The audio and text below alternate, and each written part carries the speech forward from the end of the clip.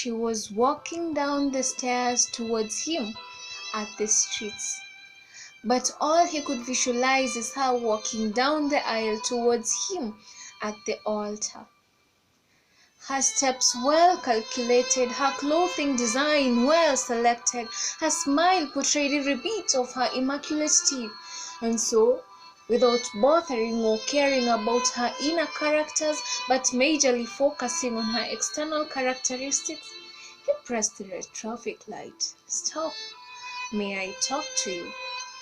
And from that sound to that letter, to each word that formed the sentence, he became part of her story life. Her first name Brianna, his first name Brian. Her status single, his status ready to mingle. His cause IT, her cause baby IT. Like, what more proof did we need here?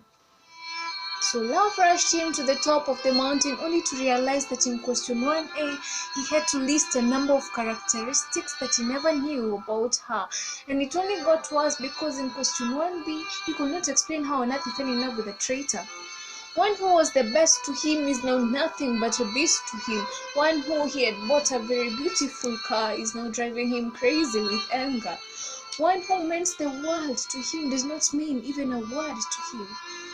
And because anger and hatred has dominion over him, forgiveness not part of his dictionary anymore, suicidal acts now overruling every bit of his brain, then, for a sec, something whispers, "Wait, you have to do something before you see this life no more."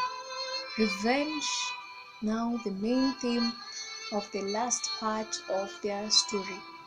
To him, that knife is not used for chopping meat, but for choking Brianna's life out of her. To him, that rope, that hanging line is not significant anymore, because he's left with nothing, not even a smile to wear. So that's just one among the hundreds and thousands of sad cases about love. But come to think of this, can true love really cause you to kill? Yes. You have been hurt.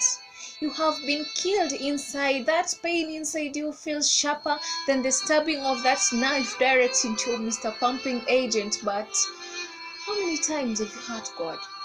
How many times have you betrayed God? How many times have you promised to stay by His side, to follow His commands, but you keep drifting away? Yet, He still loves you. He forgives you. He still calls you His son. He gives you breath for free without paying even a single cent.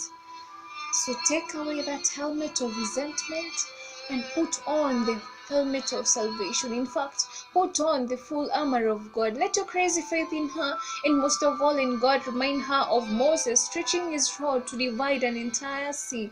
Let it remind her of tiny David with just 5 stones, killing gigantic Goliath, of barren Hannah, praying for a son to God, Samuel, of the Israelites walking for 7 good days around the walls of Jericho, which later came tumbling down, or the woman with the flow of blood. By just a touch of Jesus' cloak, she received her healing.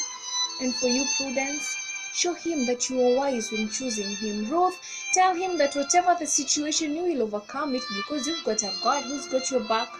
Hannah, you might be barren, but go shopping because God has heard your prayers. Faith, show him that you have complete trust in him. Grace, let your love remind him of Christ, who died to make us alive, who became weak to make us strong, who was made sin to make us righteous, who was condemned to justify us.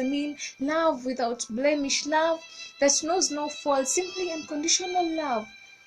In short, be a Proverb 31 lady. And just to wrap it all up, before being taken aback with their external characteristics, let their inner characters leave you speechless. Don't be quick to have him or her, but take your time to know them, so that that which you call love at first sight will be love till last breath.